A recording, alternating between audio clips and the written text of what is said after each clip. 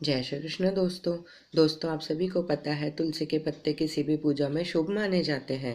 लेकिन वही पत्ते गणेश भगवान की पूजा में वर्जित है।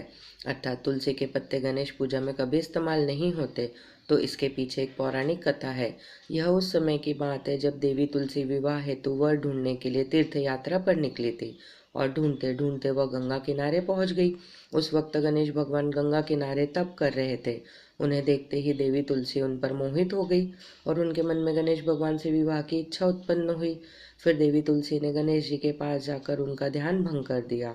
आंखें खोलने के बाद गणेश भगवान के सामने देवी तुलसी खड़ी थी, लेकिन सामने एक स्त्री है।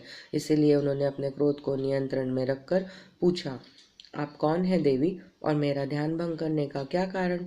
जवाब में देवी तुलसी ने अपने परिचय के साथ गणेश जी से विवाह की बात कर ली।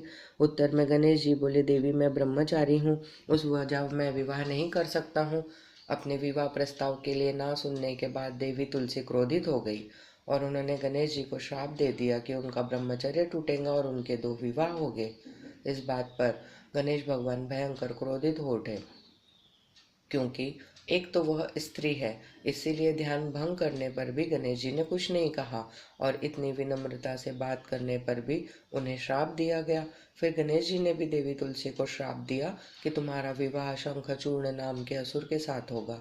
एक देवी होकर भी उनका विवाह एक राक्षस से होगा, यह जानकर देवी तुलसी विचलित हो गई और बिंदास जी से इस कठोर श्राप से मुक्ति दिलाने की क्षमा याचना करने लगी।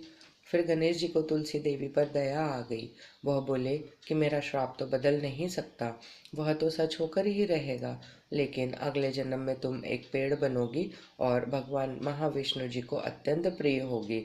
उनकी पूजा में भी तुम्हारा एक महत्वपूर्ण स्थान होगा और कलयुग के इंसानों को तुम मोक्ष का मार्ग दिखाओगी।